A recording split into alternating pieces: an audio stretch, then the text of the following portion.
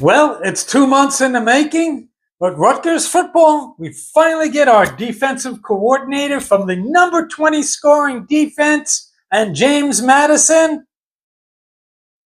But it's not the guy we wanted in Lyle Hemhill. Let's get to it. All right, we get a James Madison defensive coach, but it's not the guy that we, at least many of us, thought would be a really good fit in Lyle Hemhill. We went over the reasons why James Madison would be a good feeder program for us. Nonetheless, we get their linebackers coach, Zach Sparber, or he's set to be hired is the language that everybody seems to be using.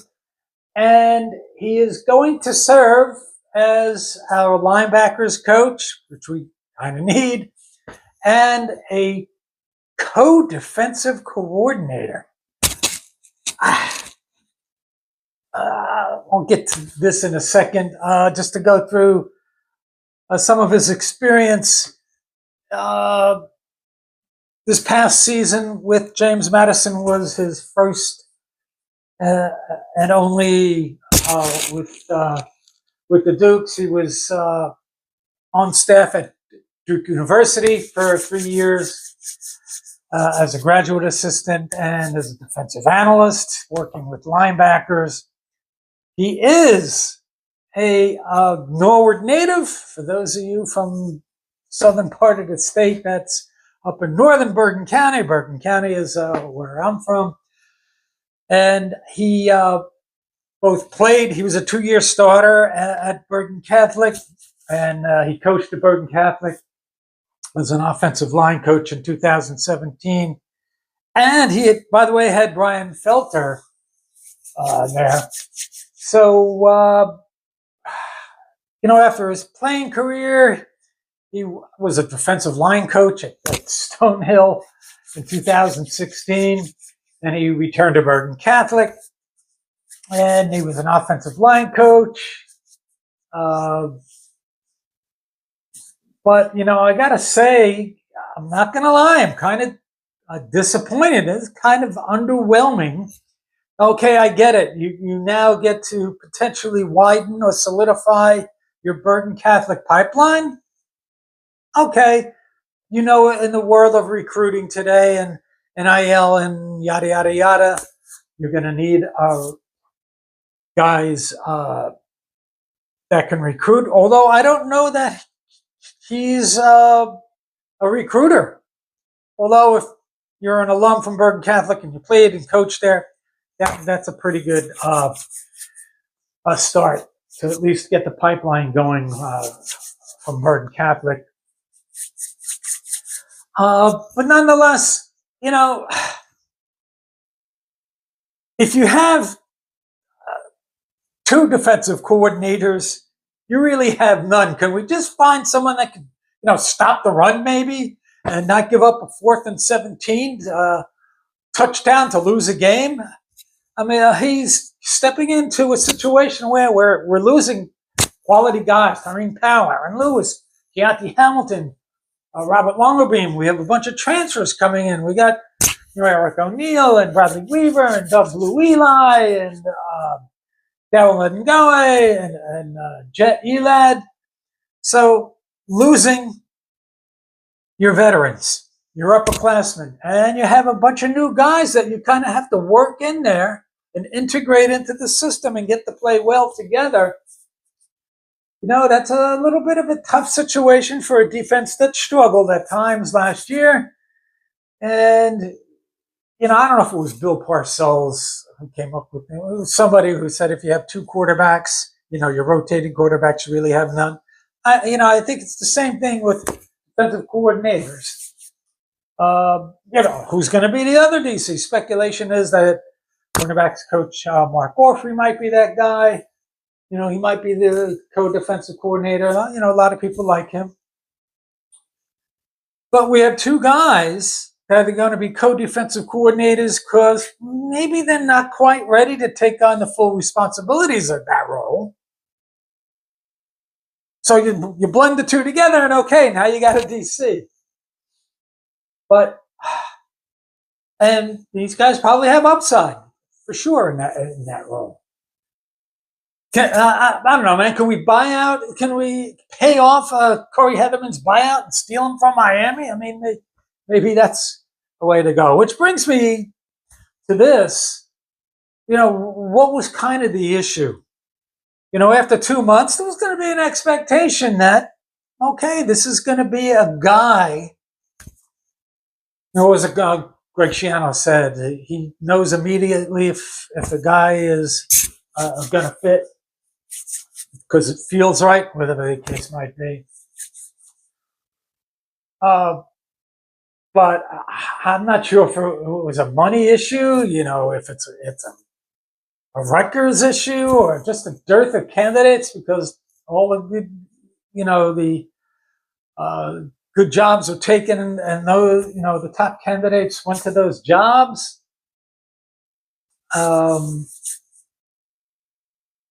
I don't know, man. Some people throw around, well, it's always those people, well, they don't want to work for Schiano, but maybe it was a money issue. Maybe we couldn't afford to spend any more money like we did on Joe Harris-Simiak. Maybe these two guys together won't add up to that. Who knows? It could be that. But I'm underwhelmed, not going to lie. Nonetheless, welcome to the banks, Zach. We wish you well. If you play, our personality is, whether it's basketball or football, haven't always been the most talented offensively, but we play gritty, determined defense. And if you can restore some of that, that would go a long way. In other news, wrestling news. Now, there's been this guy has been very, what's the word? Very buzzy lately. And it's a guy that's been getting some attention at Rutgers because there was word that we stood a really good chance of landing him, and that's Bo Bassett, wrestler out of Pennsylvania, 144. Depending on who's ranking, he's either the number one wrestler in the country or the number one wrestler at 144, and overall a top 4 recruit. And getting buzz around Rutgers because he had narrowed his choices to 7 schools, but now they are down to 4, and Rutgers does not make the cut. And there was some hope that we had a serious shot at him. And I know Mike and Richie were talking about this on the Night Report the other day. Wouldn't be a surprise if, we kind of had an inside track there.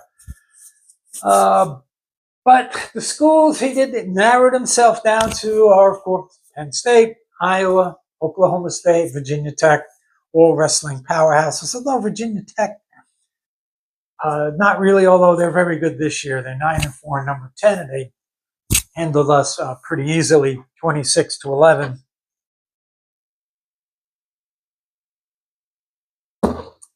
And talking, in previous episodes about keeping guys home in New Jersey, although he's not from New Jersey, but he's from the area.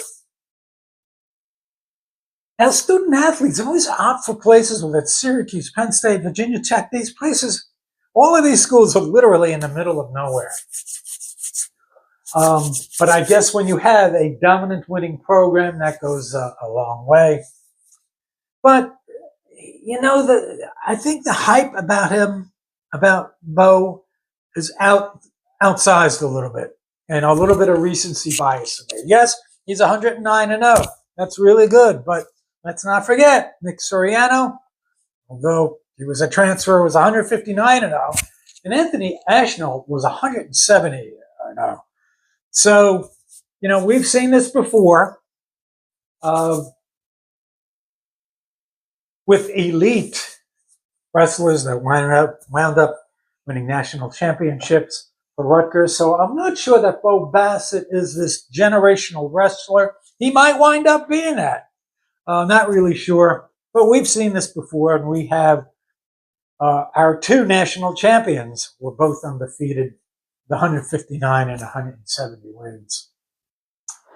Nonetheless, you never know with these things. With Bo, because he gets so much publicity and he's very active on social media, he has a brand going. And so the NIL money and I don't know if revenue sharing is a thing in wrestling, but it probably is. It's probably going to come down to that. And, with Penn State, that's a lot of people early on thought Penn State was the lead dog in the race, but he was looking at other places. Maybe it was leverage. Maybe it was a way to get more NIL. Who really knows? Either way, Bo Bassett will not be a Scarlet Knight. So it's a little bit of disappointing news there because, it seems, with basketball not doing as well as we had hoped, we could always use some good, and, we lost to number 8 Minnesota. They handled us pretty well. Was looking towards wrestling for providing a boost and providing some good news to help blunt the effect of basketball stinking up the court. And nonetheless, Rutgers football continues to recruit well. We do very well on paper, and as I've said 1,000 times, it's time to start winning on the court, on the field, and on the mat. We had that number 10 win against Illinois, but it's time to take that next leap. Bo Bassett absolutely would have helped us get there, but not this time. Everybody enjoy your week. We'll see you the next time. Let you know if there's any news about the other half of the co-defensive coordinator for Rutgers football. And we'll see you the next time.